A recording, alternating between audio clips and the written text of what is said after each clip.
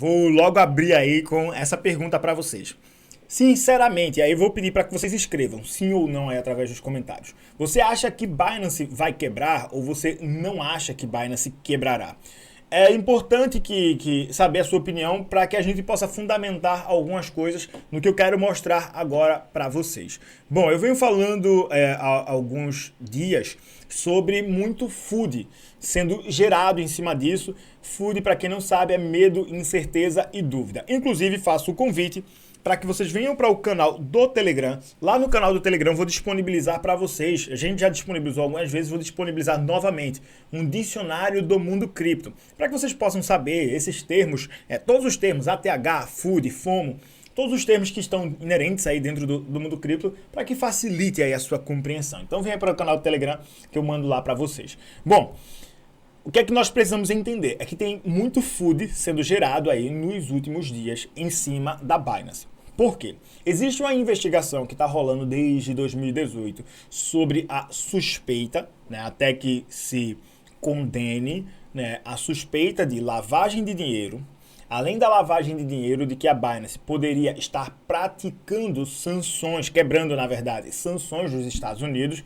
com a usabilidade do dólar, e um outro ponto que seria também a possibilidade das Binance estar praticando insider trade, que é pegar informação privilegiada para fazer dinheiro com essas informações. Bom, se ela está fazendo, se não está fazendo, são outros 500. O que vai fazer a Binance falir não é uma necessariamente investigação criminal. Porque vamos supor que na investigação criminal a Binance seja de fato condenada. Se ela for condenada, ela precisará pagar multa. Se ela for condenada, provavelmente terá algum executivo ou alguns executivos presos.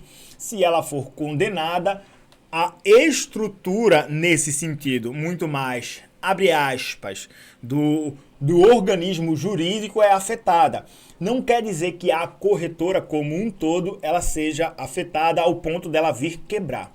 O que é que acontece? A agência Reuters, a agência de informação, né, vem trazendo à tona essa investigação.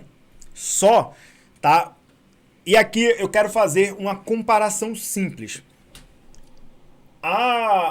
Na sua opinião, a FTX quebrou porque estava sendo investigada por sonegação de imposto? A FTX ela quebrou porque ela estava sendo investigada por algum órgão da justiça? Não. Quantos bancos top mundial já foram investigados e condenados por prática, inclusive, de fraudes fiduciárias e nem por isso deixaram de existir? Isso é um ponto para a gente considerar, e essa consideração ela é muito importante, por quê? A FTX, depois que ela teve um saque forçado de 6 bilhões de dólares aproximadamente, ela veio à falência. Isso foi o que aconteceu com a FTX, né? E o que quebrou a FTX foi justamente muita gente sacando, quando bateu ali mais ou menos os 6 bilhões de dólares, viu que não tinha mais dinheiro para tirar, quebrou. 6 bilhões de dólares. Só que o declarado é que estavam líquidos e que tinha muito mais. O que quebraria a Binance nesse sentido seria você ver uma saída de dinheiro tão exorbitante de dentro da corretora que nessa saída de dinheiro exorbitante fizesse com que a pessoa que está pedindo o saque não tivesse o seu saque contemplado. A gente vai trazer aqui alguns dados que são importantes para a gente trazer esse comparativo. Mas antes de trazer esse comparativo, eu quero mostrar para vocês uma coisa baseado aqui no comportamento semanal do Total Crypto Cap. Para quem não sabe, o Total Crypto Cap é basicamente a informação que a gente tem do valor de mercado total das criptomoedas. Tá? Eu vou abrir ela aqui para vocês no índice semanal e a gente vai fazer aqui algumas comparações rápidas para que a gente possa entender alguns pontos muito específicos. No decorrer desse ano, a gente teve alguns fenômenos que nós podemos chamar de cisne negro. Cisne negro, basicamente, são movimentos do mercado que jogam o mercado muito para baixo. E aí nós temos pontos que nós precisamos considerar. Quem lembra do final de janeiro para o começo de fevereiro, nós tivemos ali, nesse período, um movimento de Rússia invadindo a China, de Rússia invadindo a Ucrânia. E nesta semana aqui especificamente, nós tivemos um cisne negro dentro do mercado, que foi a Rússia quebrando invadindo, na verdade, não necessariamente quebrando, mas invadindo a Ucrânia. Se a gente olhar para esse semanal aqui especificamente, o BTC nesse período ele chegou a trazer, vou até também deixar aberto aqui de lado um gráfico para a gente observar o comportamento do Bitcoin especificamente nesse mesmo período. Porque é importante isso para a gente entender essa correlação aí com a quebra, uma possível quebra da Binance. O que aconteceria com o mercado se a Binance, ou com o Bitcoin especificamente, se a Binance viesse a quebrar? Bom, observando aqui então, nesse mesmo período de janeiro, o Bitcoin, vamos ver na semana 24 de janeiro, qual foi a oscilação do Bitcoin.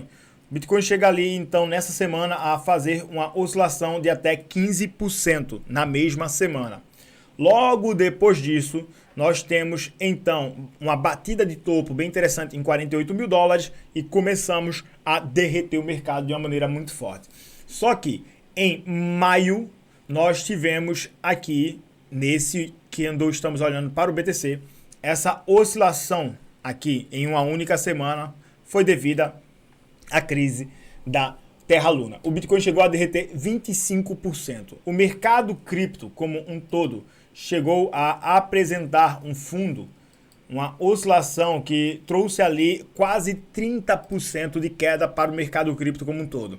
Crise Terra Luna. Logo depois veio ali a Voyager e a 3R Capital também quebrando junto com o aumento inflacionário. Nessa queda nós tivemos uma oscilação aí do mercado durante 2 semanas que chegou a bater 40%. Vamos para o BTC. A oscilação sobre a queda do BTC chegou até próximo de 45%, a oscilação total, né, considerando todas as velas e sombras também, ou seja, o pavio e a vela como um todo nesses 2 candles semanais. E agora há pouco nós tivemos a crise da FTX. Na crise da FTX, a oscilação negativa do Bitcoin chegou a entregar ali quase 30%, já o mercado total foi ali de aproximadamente 26% e meio. Por que eu estou trazendo essa correlação aqui para vocês? Percebam que os outros cisnes negros que aconteceram dentro do mercado foram mais impactantes em termos de desvalorização do que propriamente a crise da FTX. A FTX, ela quebrou, contudo, o impacto que ela causou no mercado não foi um impacto tão absurdo como a gente viu sendo causado, por exemplo, em outras crises anteriores. Pontos que nós observamos, ou pelo menos que eu observo a partir de agora. Primeiro, comecei pelo segundo, não sei porquê. Primeiro, a primeira coisa que eu observo é que a gente teve uma corrida de saída de dinheiro das corretoras para dentro do universo das finanças descentralizadas de forma absurda. E isso a gente vê como reflexo no crescimento dos TVLs das redes. Isso foi muito importante. Segundo ponto, vamos supor que a Binance viesse de fato a quebrar. Vocês acham que o Bitcoin conseguiria derreter ao ponto de não valer? Porque tem gente dizendo que se a Binance quebrar, o Bitcoin não vai valer nada. E agora a gente vai de fato mergulhar nas fundamentações que podem contestar ou aprovar isso. Primeiro ponto que eu quero começar logo batendo é esse aqui. Vamos ao DeFi Llama. Dentro do DeFi Llama temos essa aba aqui de transparência das corretoras centralizadas. Aqui basicamente os dados que podem ser rastreados, ou seja, que podem ser monitorados. A Binance vem em primeiro lugar e percebam o gap absurdo para o segundo lugar. A Binance tem um total aí de 56 bilhões de dólares, basicamente. A OKX tem 6 bilhões e meio. São quase, não vou dizer, a Binance há mais ou menos uma semana atrás estava 10 vezes acima da OKX. Então perceba que é um spread gigantesco. Um outro ponto, se a gente desconsiderar todos os BNBs da Binance, ainda teria 46 bilhões de dólares. Então, se a gente matasse hoje o BNB, a gente teria uma corretora que tem ali um registro de fundo de aproximadamente 46 bilhões de dólares. Então, perceba que, nesse sentido, a robustez que a Binance tem é absurdamente maior. Outro ponto que a gente precisa considerar. Foram movimentados em negociações de mercados futuros, onde a Binance tira 0,002%, né, de cada negociação. Então, perdão, 0,02%. Tá? Temos 1%, ela tira 0,02% de cada negociação. Perceba que é um número minúsculo para a negociação que foi aberta. Só que aí tem as outras taxas que são, tipo, para cada 8 horas ou para cada dia tem um pequeno acréscimo também, de 0,004 ou de 0,2 para cada dia também. Só para vocês terem ideia, a movimentação de dólar em negociação no futures da Binance foi de aproximadamente 4 trilhões de dólares esse ano. Se a gente pegar esse percentual, só esse percentual, a Binance faz diariamente um valor exorbitante de dinheiro, somente em futures. Só que a Binance não depende somente do futures. Existem as negociações também no mercado à vista. Mas não apenas nisso, tem um outro ponto que nós precisamos considerar sobre o quesito Binance, né? Aliás, não é nem o quesito Binance, sobre BNB. BNB como blockchain, né? A Binance Smart Chain.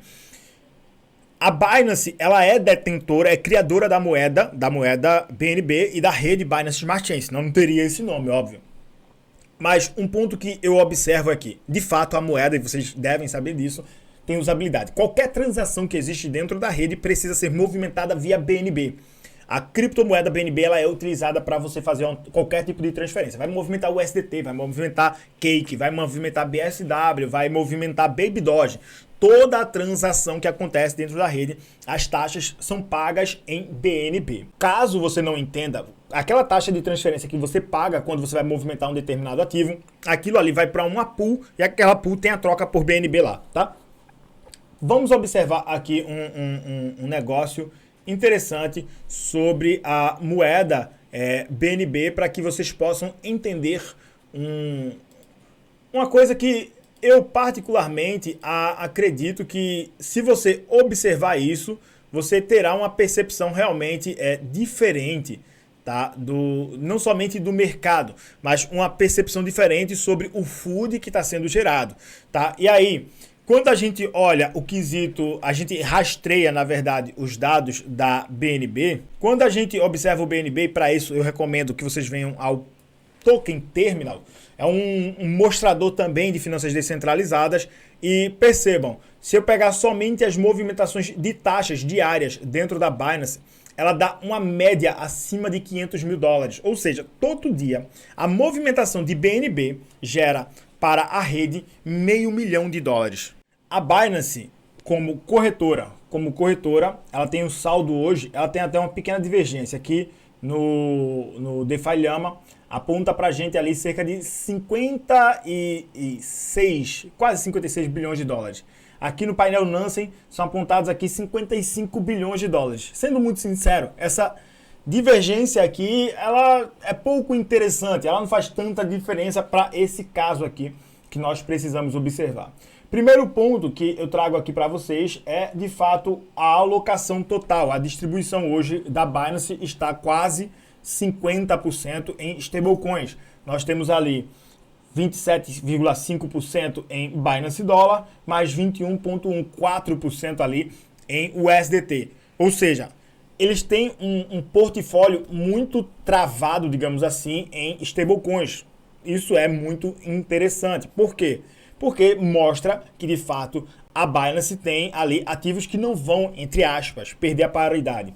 Uma explicação sobre o Binance Dollar, ela é uma moeda que não é emitida pela Binance. Ela é de porte da Binance, porque leva, óbvio, o seu nome. É uma moeda que é emitida pela Paxos, que é uma outra empresa que, inclusive, emite outras stablecoins. E aí, por conta disso, me dá um pouco mais de segurança com o Binance Dollar especificamente, tá? Por não ser emitido pela Binance, porque a Binance poderia estar emitindo um ativo que não existisse. Então, perceba, isso me faz ter a percepção de que é pouco provável que a Binance ela venha a quebrar.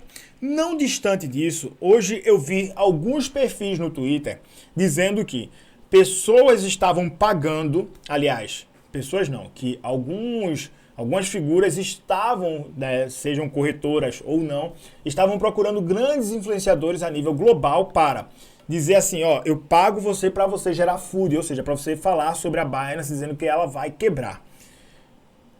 Bom, se essa pessoa está recebendo dinheiro da Binance para dizer isso, ou se de fato aconteceu, eu não faço a mínima ideia.